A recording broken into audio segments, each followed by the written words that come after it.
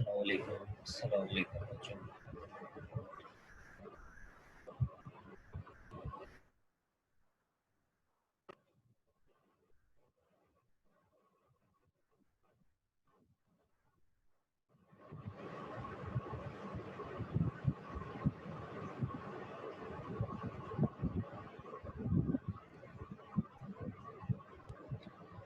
सभी थोड़ी देर में क्लास स्टार्ट करते हैं जरा, ठीक है। मज़ीद और अच्छे पार्टिसिपेंट्स हमें ज्वाइन कर लें,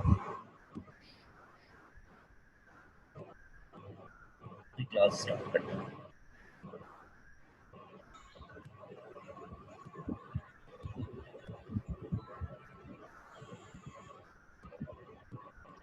सब बच्चों को अस्सलाम वालेकुम मेरी तरफ से।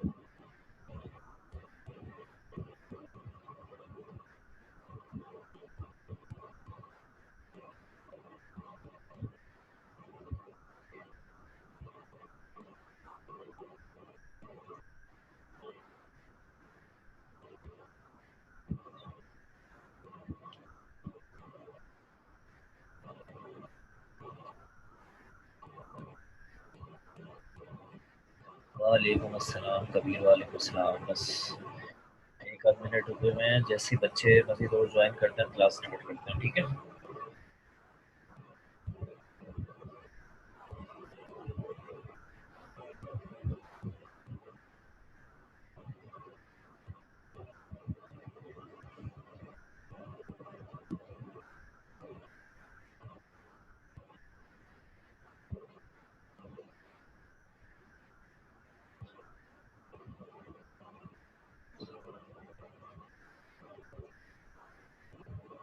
अच्छा, क्लास जो है वो मैं स्टार्ट कर रहा हूँ क्योंकि क्लास का टाइम हो चुका है।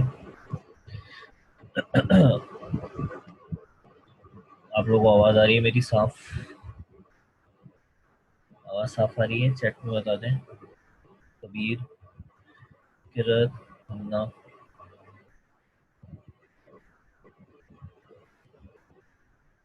ठीक है। किरत, खन्ना, आप भी बता दें। ठीक है, ठीक है। Okay, will start our topic. ये टॉपिक हमने अपने पिछले वीक में स्टार्ट किया था लेकिन कंप्लीट नहीं कर सके थे, तो इस टॉपिक को अभी हम दोबारा से स्टार्ट कर रहे हैं। और उसके बाद ये थ्योरेटिकल टॉपिक है, सिर्फ सुनने वाला है, समझने वाला है। और इसकी फिर मैं जो पिक्चर्स है वो सेंड कर दूंगा, उसको देख लीजिएगा अच्छी तरीके से। और पहले ये पेपर हमारा पे डिस्कस हुआ था, उसके बाद से ये डिस्कस नहीं हुआ। उसका रीज़न शायद यही है कि एमसीक्यूज वगैरह के हिसाब से अच्छा टॉपिक है लेकिन सब्जेक्टिव टॉपिक के हिसाब से इतना अच्छा नहीं है। तो आइए ज़रा देखते हैं इसको। पिछला वाला भी थोड़ा सा रिवाइज कर दूंगा अभी मैं, और इसको अभी कंप्लीट कर देते हैं, ठीक है। आइए स्टार्ट करते हैं।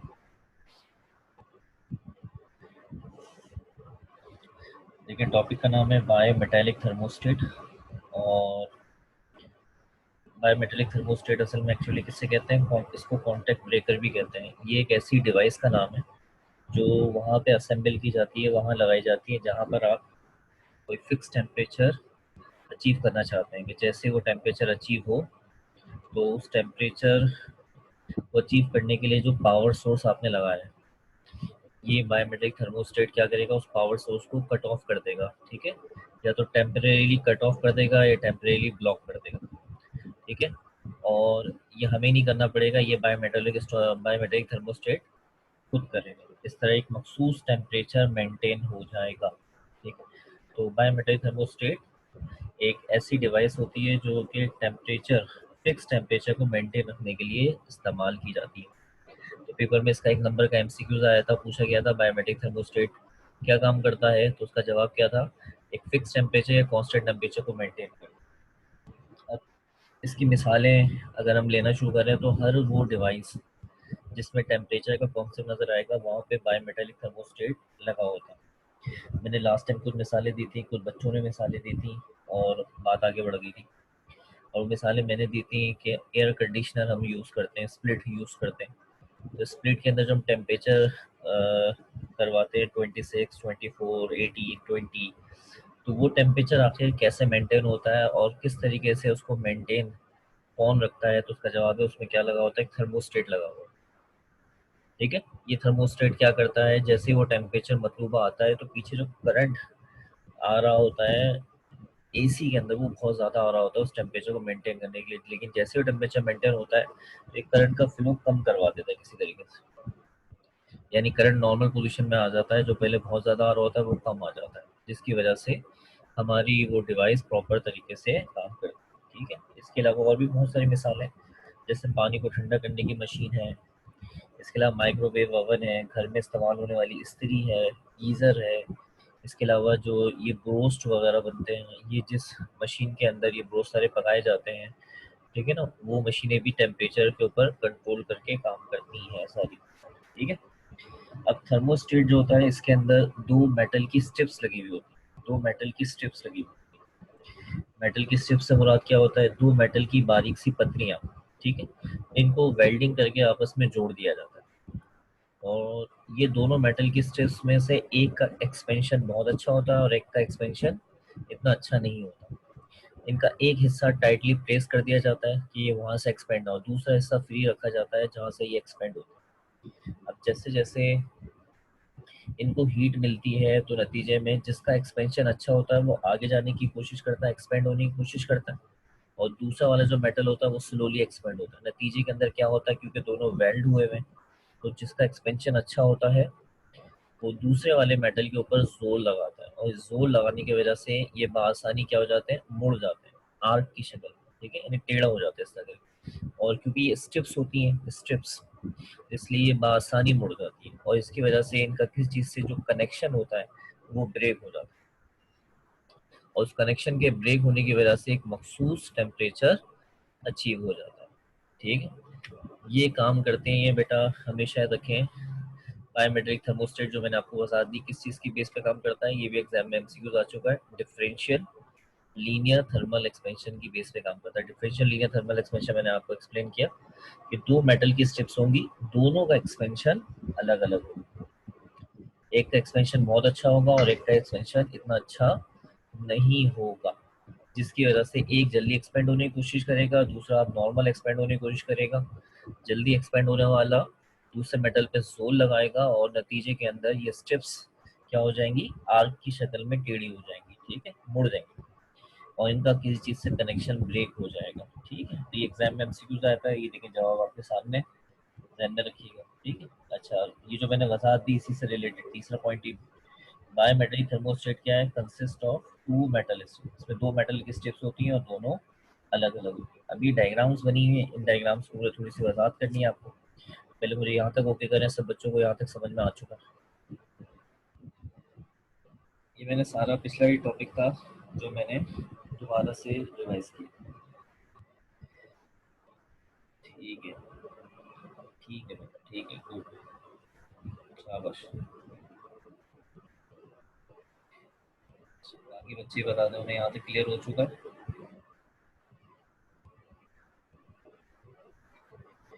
जी मोमिना, ठीक है बेटा, हमना, किरत,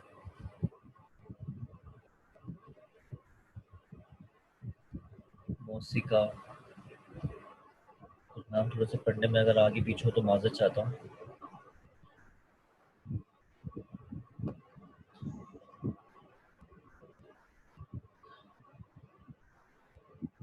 अच्छा, किरत का भी हो गया, हमना, हमना समझ में आ गया बेटा आपके, हमना और मौसिका,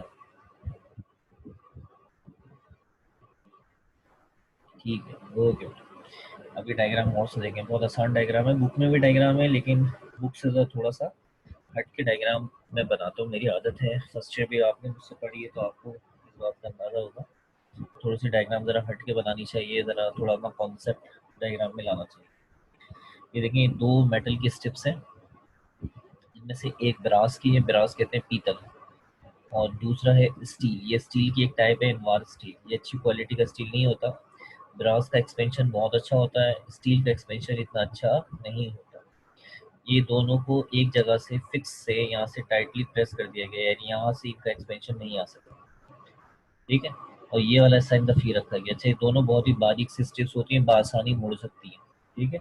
और इसके बाद यहाँ पर देखिए, इनका एक कनेक्शन बनाया गया है। ये कोई चीज़ है जिस पर करंट आएगा और करंट की वजह से ये चीज़ गर्म होगी, इसका नाम दिया हीटिंग कॉइल, ठीक है। और यहाँ पे एक स्क्रू लगा हुआ है, इसे कहते हैं कनेक्टिंग स्क्रू, और ये स्क्रू जाके ये किससे जुड़ा हुआ है, पावर सोर्स। ये है पावर सोर्स जिससे करंट आएगा, ठीक है। अब याद रखिएगा, जब भी किसी चीज़ में से करंट का फ्लो होता है तो वो चीज़ गर्म हो जाती है। इस वक्त सर्किट ऑन है, यानी करंट यहाँ से जा रहा है, इस स्क्रू से होता हुआ, इस स्ट्रिप से होता हुआ, यहाँ से होता हुआ, यहाँ करंट जा रहा है, और इस तरीके से होता हुआ, इस तरीके से ये अपनी साइकिल कंप्लीट कर रहा है, ठीक है। ये सर्किट ऑन है, ये सिलसिला चलता रहेगा यहाँ तक कि करंट देखे जब वो यहाँ से गुजरेगा, इस जगह से गुजरेगा, ये चीज़ तो गर्म हो रही है अपनी जगह पे, लेकिन जब वो इसमें से गुजरेगा तो ये ब्रास और स्टील भी गर्म होने लग जाएगा, ठीक है। ये इनका भी टेम्परेचर बढ़ने लग जाएगा, जैसे जैसे इनका टेम्परेचर बढ़ेगा इनमें एक्सपेंशन आएगा। ब्रास का एक्सपेंशन अच्छा होता है, स्टील का एक्सपेंशन अच्छा नहीं होता। तो ब्रास क्या करेगा, वो स्टील के ऊपर जोर लगाएगा, आगे बढ़ने के लिए, एक्सपेंड होने के लिए स्टील पर जोर लगाएगा, ठीक है। अब सेकंड डायग्राम देखें, देखें सेकंड डायग्राम। जब ब्रास ने स्टील के ऊपर जोर लगाया तो नतीजे में देखें, वो आगे बढ़ने के साथ साथ ये थोड़ा सा आर्क की शक्ल में टेढ़ा हो गया, ऐसे करके टेढ़ा हो गया। और इससे और स्क्रू के साथ जो कनेक्शन था, ये देखिए कनेक्शन ब्रेक हो गया, यहाँ से कनेक्शन ब्रेक हो गया। अब नतीजे में करंट आ तो रहा है, लेकिन वो करंट यहाँ पे आके रुक रहा है, यानी मजीद यहाँ से आगे नहीं जा रहा। तो नतीजे में ये जो हीटिंग कॉइल है, अब इस तक करंट नहीं आ रहा, और अब ये उस अंदाज से हीट नहीं हो पाएगी, और ये सर्किट जो ऑन था ये ऑफ हो जाएगा। कुछ देर के बाद ये जो स्ट्रिप्स हैं ये दोबारा ठंडी हो जाएंगी, यानी इनका टेम्परेचर दोबारा नॉर्मल हो जाएगा, तो ये करंट तो आ ही नहीं रहा इनमें। नतीजे में ये दोबारा जैसे मुड़ी थी वैसे ही दोबारा से सीधी हो जाएंगी, और फिर इसको टच कर लेंगी, वही ऊपर वाली डायग्राम दोबारा हो जाएगी ऑन सर्किट, फिर सर्किट स्टार्ट हो जाएगा, फिर ये हीट होने लग जाएगा, फिर दोबारा से बेटा ये इनके अंदर एक्सपेंशन आएगा, फिर सर्किट ऑफ हो जाएगा। इस तरह ये सिलसिला चलता रहेगा, ठीक है। अच्छा, पहले मुझे ये क्लियर करें, दोनों डायग्राम समझ में आ गई हैं, फिर मैं आपको उसकी मिसाल देता हूँ। जैसे मिसाल दूंगा आप 100% फौरन ही एग्री कर जाएंगे कि यस, हमें समझ में आ गया,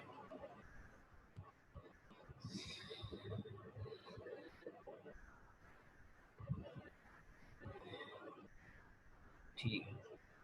अब मैं इसकी मिसाल देता हूँ, आपको फौरन समझ में आएगा कि अगर आप कहते से थोड़ा सा अटक रहे हैं तो आपका अटकना एक सेकंड में ख़त्म हो जाएगा। और वो है घर में इस्तेमाल होने वाली इस्त्री, आयरन। जब हम घर में इस्त्री इस्तेमाल करते हैं तो आपने देखा है कि उसको हम किसी एक नॉब पे, उसकी जो नॉब होती है किसी एक जगह पे सेट करते हैं, 3 पर 4 पर, ठीक है। जैसे कपड़ा होता है उसके हिसाब से सेट कर देते हैं। इसके बाद स्विच ऑन कर देते हैं तो एक लाइट जल जाती है। थोड़ी देर के बाद आपने देखा होगा कि लाइट जो होती है ये बुझ जाती है। आखिर ये मामला क्या है, क्या आपने प्लग निकाल दिया? नहीं। क्या आपने स्विच ऑफ कर दिया? नहीं। आखिर हुआ क्या? हुआ ये कि स्त्री के अंदर ये स्टेप्स लगी हुई होती हैं, ठीक है। और जैसे जैसे करंट आता रहता है तो नतीजे के अंदर स्त्री स्त्री के अंदर एक हीटिंग कॉइल होती है, वो गर्म होती रहती है, साथ में ये भी गर्म हो रहा है। जैसे ही मखसूस एक टेम्परेचर आता है तो नतीजे के अंदर ये स्ट्रिप्स जो होती है बेटा, ये इस तरीके से आग की शक्ल में एक्सपेंड होकर टेढ़ी हो जाती हैं, और नतीजे में करंट का फ्लो जो होता है वो रुक जाता है। और जो ये कॉइल है ये उस मखसूस टेम्परेचर जहाँ तक आपको चाहिए था ये वहाँ तक गर्म हो जाती है। और जैसे ही बेटा ये इस तरीके से मुड़ती हैं तो वो जो स्त्री की लाइट जल रही होती है वो ऑफ होती है। इस मामले में अब मजीद कॉइल को करंट नहीं जा रहा, यानी करंट आ तो रहा है, ठीक है, सॉकेट से करंट आ रहा है, प्लग भी लगा हुआ है, स्विच भी ऑन है, लेकिन अब करंट इस कॉइल तक नहीं जा रहा। ठीक है, इसका एक रीज़न भी सुन लें कि अगर इस कॉइल को मुसलसल करंट मिलता रहा तो इसका टेम्परेचर इतना बढ़ जाएगा कि ये मेल्ट हो जाएगी और मेल्ट होकर ख़राब हो जाएगी। इसलिए ये स्ट्रिप्स का सेटअप इस्त्री में लगाना ज़रूरी है। फिर आप कपड़ों को प्रेस करना शुरू करते हैं और जैसे-जैसे प्रेस करते हैं थोड़ी देर के बाद आप देखते हैं लाइट दोबारा से जल जाती है। तो उसका रीज़न ये होता है कि ये जो कॉइल होती है, इसकी हीट जो होती है कपड़ों में ट्रांसफ़र हो जाती है, साथ में इस स्ट्रिप्स का भी टेम्परेचर डाउन हो जाता है, कम हो जाता है और ये दोबारा से इसके साथ जुड़ जाती है, करंट का फ्लो फिर स्टार्ट हो जाता है, लाइट जल जाती है और इस तरह ये सिलसिला जारी-सारी रहता है। जब भी लाइट जली हुई देखते हैं आप, मतलब ये है कि करंट ये इस तक पहुँच रहा है और जैसे लाइट बंद हो जाती है तो बेटा एक्सपेंशन आ चुका है और स्ट्रिप्स आर्क की शक्ल में टेढ़ी हो चुकी हैं और अब इस कॉइल तक किसी तरह का कोई करंट नहीं आ रहा। ठीक है? थर्मोस्टेट किसी भी डिवाइस पे लगाओ ज़्यादातर इसी अंदाज से काम करता है। ओके करें, यहाँ तक समझ में आ चुका है?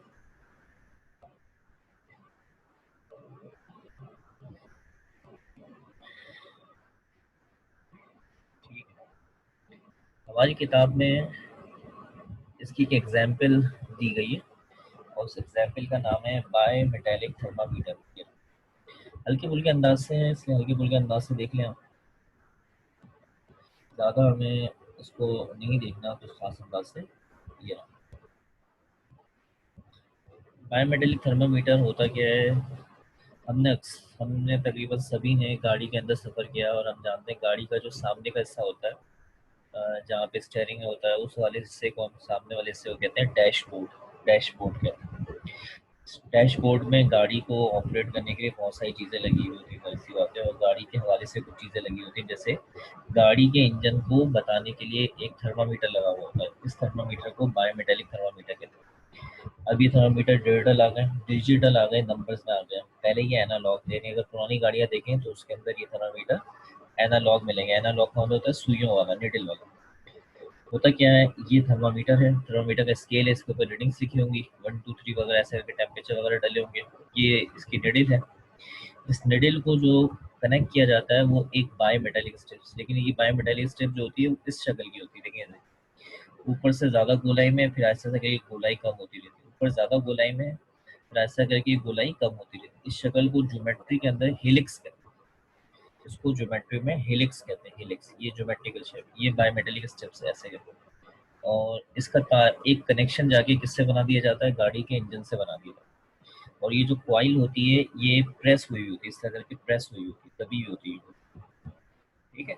अब जैसे जैसे इंजन का टेम्परेचर बढ़ता है तो इंजन का टेम्परेचर बढ़ने की वजह से हीट इस कॉइल को मिलती है और ये जो कॉइल होती है दबी हुई होती है, इसका एक्सपेंशन आता है, ये खुलती है ऐसे करके। उंगलियों को देखें, ये दबी हुई होती है, ऐसे करके खुलना शुरू होती है। जैसे जैसे ये खुलती है इसका असर इस निडल पे पड़ता है और ये जो निडल होती है मूवमेंट शुरू करती है और स्केल के ऊपर रीडिंग देने लग जाती है, जिससे ड्राइवर को अंदाज़ा हो जाता है कि गाड़ी का टेम्परेचर, गाड़ी के इंजन का टेम्परेचर इस वक्त क्या है और गाड़ी को क्या पानी की ज़रूरत है या गाड़ी के इंजन के क्या मामला है, उससे आराम से पता चल जाता है। जैसी गाड़ी का इंजन टर्न ऑफ होता है, बंद होता है, ठंडा होने लग जाता है, तो ये जो स्ट्रिप जैसे खुली होती है, देखो ज़रा, वैसे वैसे दोबारा से सिमटती है और ये निडल जो आगे जा चुकी होती है दोबारा से पीछे की तरफ आने लग जाती है। ये कहलाता है बायोमेटेलिक थर्मामीटर। हल्का-फुल्का सा आपकी किताब में लिखा गया है, एक डायग्राम वगैरह बना के भी दिखाई गई है। आप चाहें तो बुक से भी देख लीजिएगा, मैंने एक आइडिया था, आपको इस हवाले से समझा दिया है। पेपर में मैंने बताया इस हवाले से क्वेश्चंस नहीं डिस्कस होते, बस आप इसको थोड़ा बहुत पढ़ लीजिएगा और जब इंशाल्लाह नोट्स आपको इशू हो जाएँगे तो थोड़ा-सा रीड आउट कर लीजिएगा हल्का-फुल्का। कुछ मोटी-मोटी बातें दिमाग में बैठ गई, बस वही बहुत है, इसके अलावा और कुछ ख़ास नहीं। ठीक है? हमारा ये टॉपिक कंप्लीट हो गया है। यहाँ तक सब बच्चों को सारी बातें समझ में आ गई हैं? यस करते हैं, शाबाश।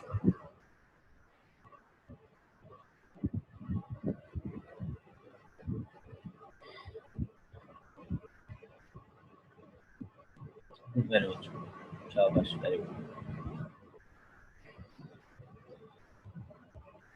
अच्छा भाई, ये जो हमारा टॉपिक है, हमें इस टॉपिक की जो न्यूमेरिकल्स हैं, ये न्यूमेरिकल्स अभी हम डिस्कस नहीं करेंगे। मेरा इरादा यही था कि इसके थर्मल एक्सपेंशन के न्यूमेरिकल्स मैं आपको करवा दूंगा इसके साथ साथ।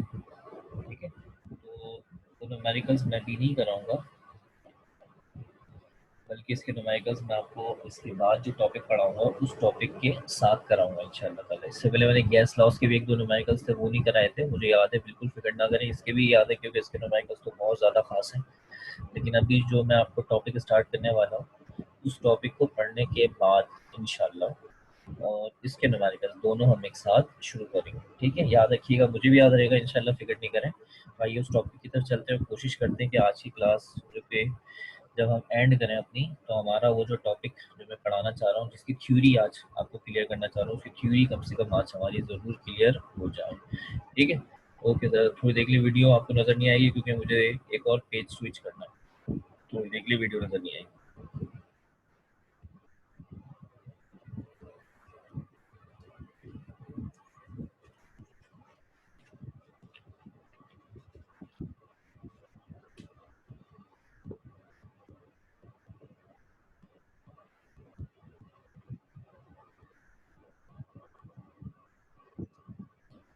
चलो, टॉपिक इस वक्त आपके सामने है और टॉपिक ये वाला नहीं है बल्कि ये वाला। ये टॉपिक भरपूर डेरिवेशंस है, इसमें बहुत ज़्यादा डेरिवेशंस हैं और बड़ी बड़ी डेरिवेशन। असल में ये टॉपिक जैसा आपके सामने लिखा नज़र आ रहा है, ये कोचिंग में मैंने ऑलरेडी पढ़ा दिया है। तो क्योंकि थ्योरी है तो बार बार लिखता है, इसलिए वजह से मैंने वही वाला आर्टिकल जो वहाँ लिखा है वही आपके सामने रख दिया है कि बार बार ना लिखना पड़े मुझे। तो यहीं से देखकर उसके पॉइंट्स मैं आपको पढ़कर समझा दूंगा, आपको समझ में आ जाएंगे। तो आज हमें ये पॉइंट्स सारे कंप्लीट करने हैं और कल इसकी डेरिवेशन स्टार्ट हो जाएगी और वो डेरिवेशन आपकी कोर्स की सबसे बड़ी डेरिवेशंस में काउंट होती है। देखिए बहुत ज़्यादा आसान है, बस सिर्फ लेंदी है। लेकिन आप भी कोई छोटी क्लास के स्टूडेंट नहीं है बात ध्यान में उठाने, आप सेकेंड ईयर की एक बड़ी क्लास के स्टूडेंट, सेकेंड ईयर एक बड़ी क्लास होती है, तो आप सेकेंड ईयर की एक बड़ी क्लास के स्टूडेंट हैं और आपको जाहिर सी बात है जो काम कराया जाएगा उसके हिसाब से आप वेल अच्छी तरीके से मेंटेन होनी चाहिए। तो बच्चों, बहुत सारे साइंसदानों ने सॉलिड पे काम किया, लिक्विड पे काम किया, गैसेस पे काम किया, अलग अलग अपने ज़माने में। तो फिर एक वक्त आया कि ज़रूरत महसूस की गई ये सारा काम इकट्ठा कर लिया जाए ताकि अलग अलग बिखर कर इसको ना पढ़ा जाए बल्कि समेट कर एक ही जगह पे इकट्ठा इसको पढ़ा जाए। तो उसके लिए कोशिश की गई और बिला खैर ये कोशिश कामयाब हुई और ये सारा काम कलेक्ट हुआ। और कलेक्ट होकर जिस नाम से सामने आया था वो था बेटा kinetic molecular theory of matter. Kinetic molecular theory of matter. अच्छा, इसके अंदर जो सबसे अहम वर्ड है वो काइनेटिक का वर्ड है। काइनेटिक का जो वर्ड होता है इसके मायने होते हैं मोशन हर। आप सॉलिड की बात करें, सॉलिड में एटम्स हरकत में होते हैं। लिक्विड की बात करें, उसमें मॉलिक्यूल्स होते हैं हरकत में। गैस की बात करें, उसमें मॉलिक्यूल्स हरकत में। और इनके इस मोशन की वजह से ही इनकी बहुत सारी प्रॉपर्टीज़ बेटा समझी जाती हैं। इसी वजह से हमने इस पूरी थ्योरी का नाम इनकी मोशन यानी काइनेटिक के ऊपर बेस करके रखा है। और क्या नाम रखा है? Kinetic molecular theory of matter. इसके बहुत सारे हिस्से हैं, सॉलिड का अलग है, लिक्विड का अलग है, लेकिन जो हमारा टॉपिक है वो गैस का है। इसलिए kinetic molecular theory of gases को अब एक नए नाम से पढ़ेंगे आप। ये वही नाम है लेकिन इसका नाम थोड़ा सा हमने बदल दिया है और वो नाम जो है बेटा क्या है? Kinetic interpretation of gases. देखिए मैंने इसका पुराना नाम भी यहाँ लिख दिया है, kinetic molecular theory of gases. Kinetic हरकत, इंटरप्रिटेशन तर्जुमा करना, वजाहत करना, समझाना ऑफ गैसेस। गैसेस को इनकी हरकत की वजह से समझना या समझाना, ये इसका मतलब है। ठीक है, मुझे बताइए यहाँ तक सारा इंट्रोडक्शन क्लियर हो गया? यहाँ तक सारा इंट्रोडक्शन क्लियर हो गया? ओके है, जल्दी से शाबाश। ओके ठीक है। अब इसके अंदर कुछ अजम्पशंस हैं, आइए एक एक तरीके से समझते हैं और कोशिश करते हैं कि जब आज का लेक्चर एंड हो तो हमारी अजम्पशन सारे कंप्लीट हो जाए, इनमें से कोई अजम्पशन बाकी ना बचे। यही हमारा आज का टास्क है, ठीक है, ताकि कल हम फिर हम डेरिवेशन की तरफ प्रॉपर बढ़ सकें। देखिए पहला अजम्पशन, गैस जो होती है ये छोटे छोटे इनडिविजिबल पार्टिकल से मिलकर बनती है। छोटे छोटे पार्टिकल्स होते हैं उनसे मिलकर बनती है। ठीक है, इन पार्टिकल को मजीद फर्दर आप किसी और में डिवाइड नहीं कर सकते। इन पार्टिकल्स का नाम क्या रखा गया है? मॉलिक्यूल्स। यानी gas compose of individual particles and these particles are known as molecules. पूरी गैस का मुताला करने की ज़रूरत नहीं है, आप किसी एक सिंगल मॉलिक्यूल को स्टडी कर लें, गैस के एक मॉलिक्यूल को स्टडी कर लें, वही प्रॉपर्टीज जो एक मॉलिक्यूल की होंगी वो दूसरे की, वही तीसरे की, वही चौथे की, वही पांचवे की। गर्ल्स पूरी गैस की प्रॉपर्टीज आप जान सकते हैं अगर आप एक मॉलिक्यूल की स्टडी करें। ठीक है, एक मॉलिक्यूल में कम से कम 2 एटम की शर्त है, कम से कम 2 एटम होने चाहिए। ज़्यादा से ज़्यादा जितने भी एटम हो कोई मसला नहीं। देखिए कुछ मिसालें दी गई, ये सारी गैसेस हैं। इसमें 2 एटम है, इसमें 3 एटम है, इसमें 4 एटम है, इसमें 5 एटम। इस तरह और भी मिसालें बन सकती हैं जिसके अंदर ये बताने की कोशिश की जाएगी कि एक मॉलिक्यूल में कम से कम 2 एटम लाजमी होने चाहिए, 2 एटम लाजमी होने चाहिए, और 2 के बाद जितने भी ज़्यादा। लेकिन ये पॉइंट उस वक्त बदल गया जब हमने ज़ीरो ग्रुप गैसेस दरियाफ्त की, जिनको हम नोबेल गैसेस कहते हैं। ये सारी नोबेल गैसेस है, ये देखिए, helium, neon, argon, krypton, xenon, radon, ये सब गैसेस हैं। और इन सारी गैसेस की खास बात क्या है, ये सब एक एटम पे मुश्तमिल है, यानी इन सब में एक ही एटम होता है, 2 एटम नहीं। जबकि हमने मॉलिक्यूल की तारीफ के अंदर क्या बोला है, कम से कम कितने एटम होने चाहिए, 2। लेकिन इन सब में एक एक एटम। फिर हमने क्या करा, ये जो गैसेस हैं सारी, जिनको हम नोबेल गैसेस कहते हैं या जीरो ग्रुप की गैसेस कहते हैं, इन सब को हमने एक नया नाम दिया है, मोनो, एक एटॉमिक गैसेस, एक एटम वाली गैसेस। ये सिर्फ इनको आप मोनो एटॉमिक गैसेस कहते हैं, इन्हें मॉलिक्यूल्स नहीं कह सकते, ये ध्यान में रखिए। इनमें से कोई भी मॉलिक्यूल नहीं कहलाएगा। इनके अलावा जितनी भी गैसेस हैं वो सब की सब मॉलिक्यूल्स कहलाएंगी। ठीक है, पहला पॉइंट समझ में आ गया बच्चों?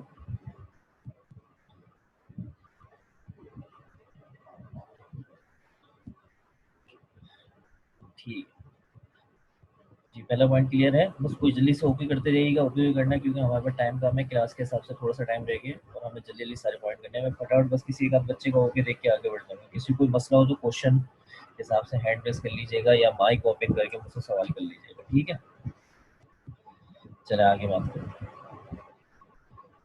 भाई जैसे आप एक क्लास के अंदर बैठते हैं, आपका याद होगा माजी की खैर बात थी, लेकिन इंशाल्लाह तेरे वो वक्त दोबारा आएगा इंशाल्लाह। तो जब हम आपकी क्लास के अंदर इंटर होते हैं तो क्लास के स्पेस को देखकर अंदाज़ा कर लेता है कोई भी बंदा कि इसमें इतनी कुर्सियाँ लग जाएंगी, यानी इतनी कुर्सियाँ होंगी और इतने बच्चे बैठ जाएंगे इसके अंदर। इसके हिसाब से अंदाज़ा हो जाता है। जैसे क्लास हमने देखी, हमने कहा इसमें 30 की गुंजाइश है, एक क्लास देखिए हमने इसमें 50-60 की गुंजाइश है ना। तो इस तरीके से गुंजाइश निकालना एक अंदाजे से आसान है, तो मुश्किल नहीं है। आप भी ये काम बहुत आसानी से किसी जगह को देखकर कर सकते हैं अगर आप उसको सही से देखें।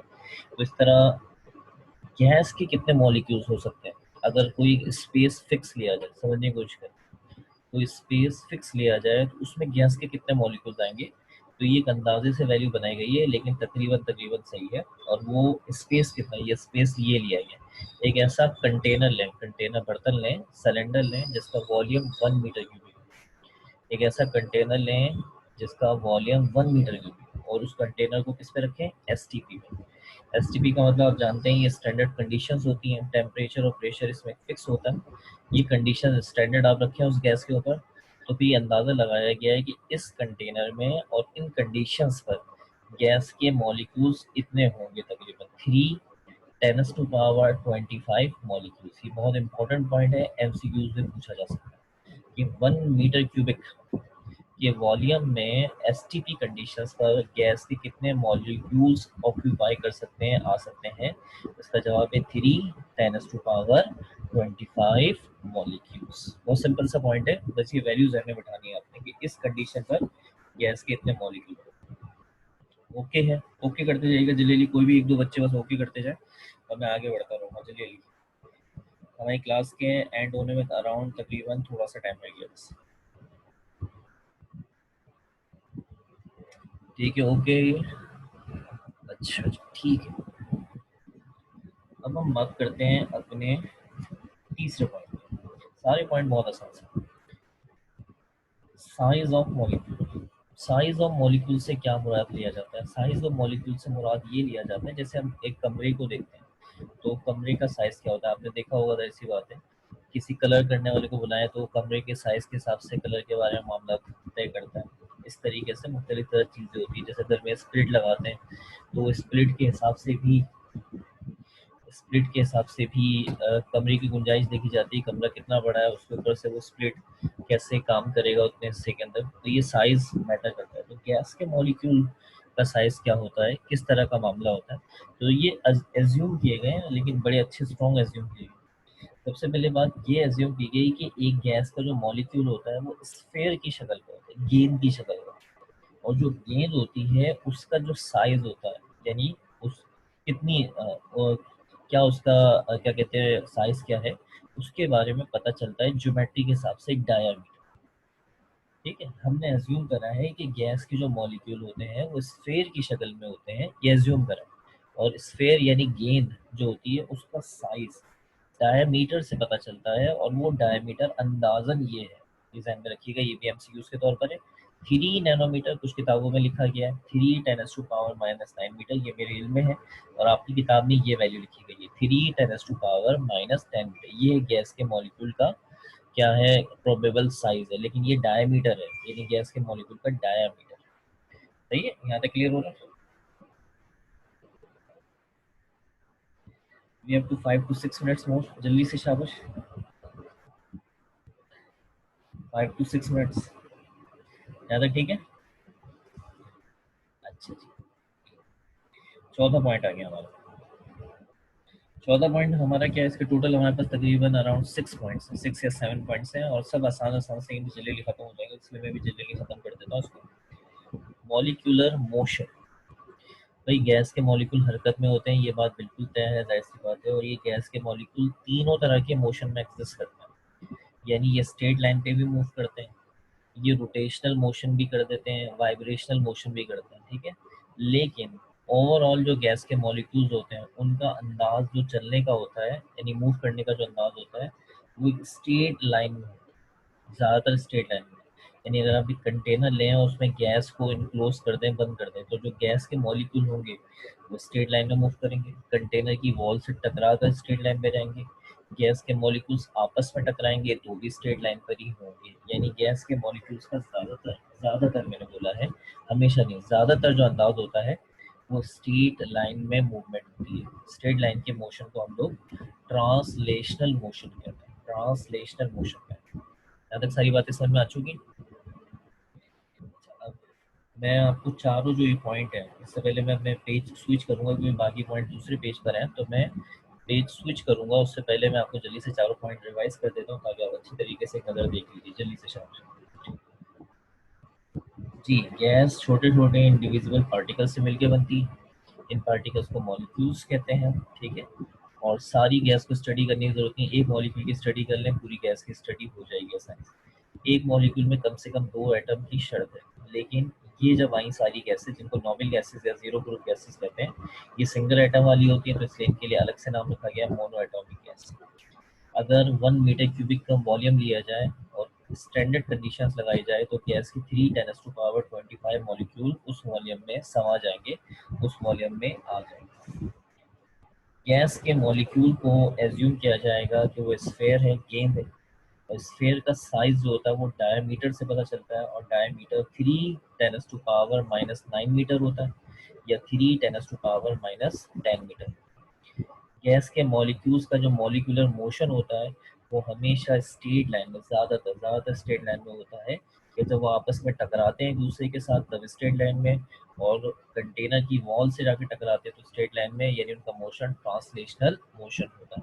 यहाँ तक क्लियर है सब बच्चों को, मैंने रिवाइज भी कर दिया है। और इसके बाद हमारे 2-3 पॉइंट है, जल्दी से वो भी देख लीजिए, फिर लेक्चर एंड हो जाएगा। ठीक है, वो पॉइंट्स भी जल्दी से देख लीजिए, थोड़ी देख लीजिए, वीडियो नज़र नहीं आएगी आपको।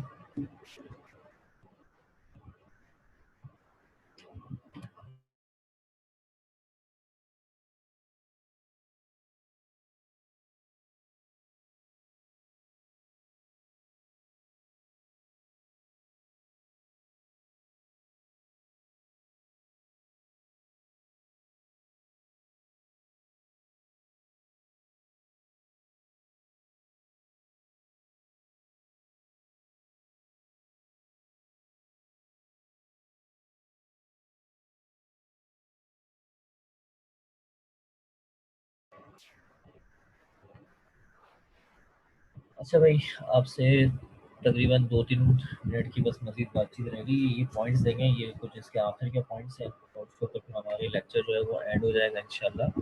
आसान से पॉइंट है, और उस पर हम अपना लेक्चर एंड कर देंगे, जल्दी से देख लीजिए।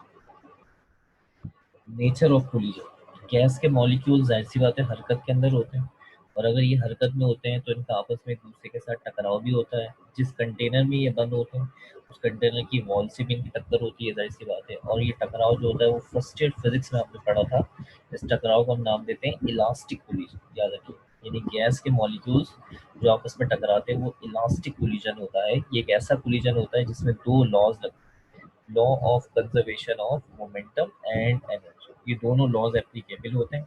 अगर कौन सा कोलिजन होता है, शाबाश, इलास्टिक कोलिजन। गैस के मॉलिक्यूल्स का आपस में टकराना असल में इलास्टिक कोलिजन होता है। ठीक है, 6 पॉइंट देखिए।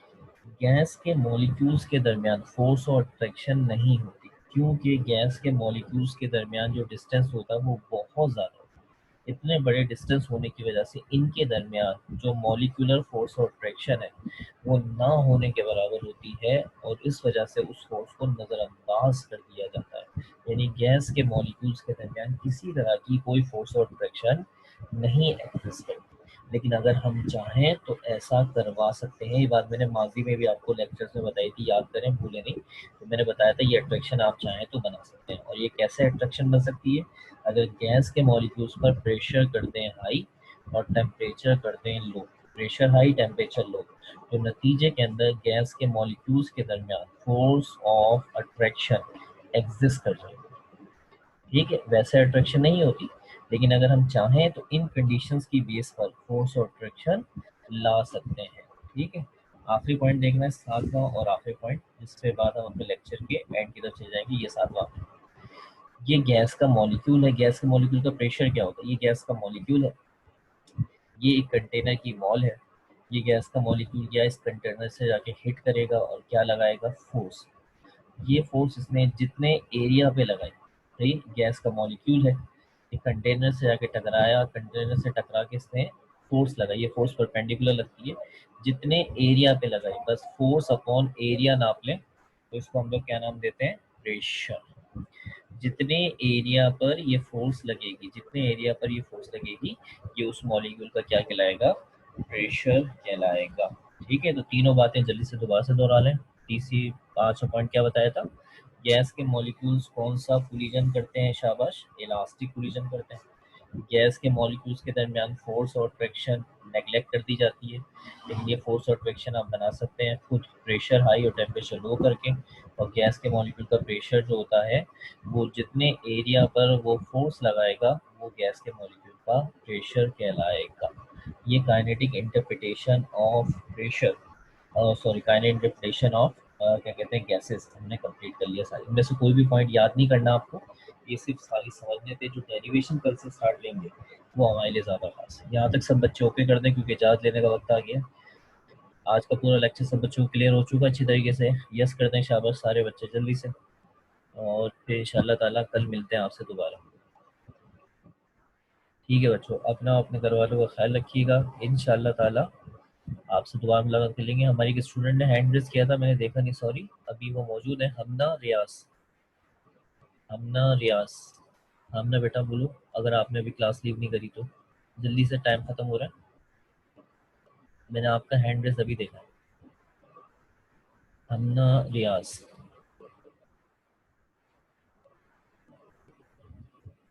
आप कोई क्वेश्चन करना चाह रहे थे बेटा, हमना?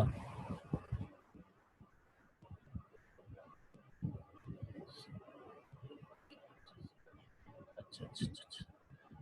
ठीक है, हमना पिछले वीक के जो हमारे लेक्चर थे थर्मल एक्सपेंशन के, वो मैं इंशाल्लाह ताला इसको अपलोड करूंगा। और मुझे जो मखसूस आपके लेक्चर्स चाहिए ना, आप लोग मुझे वो बताएं ताकि मैं उनको अपलोड करके उनको सेंड कर दिया करूँ। तो मैं करता हूँ, पिछले वीक के थर्मल एक्सपेंशन के लेक्चर्स थे, उनको मैं अपलोड करता हूँ यूट्यूब पे, और उसके बाद फिर मैं आपको सेंड करवाता हूँ। ठीक है बेटा, ओके बच्चों, अपना अपने घर वालों का ख्याल रखिएगा। अल्लाह हाफिज़, कल मिलते हैं इंशाल्लाह ताला। ओके बेटा, खुदा हाफिज़।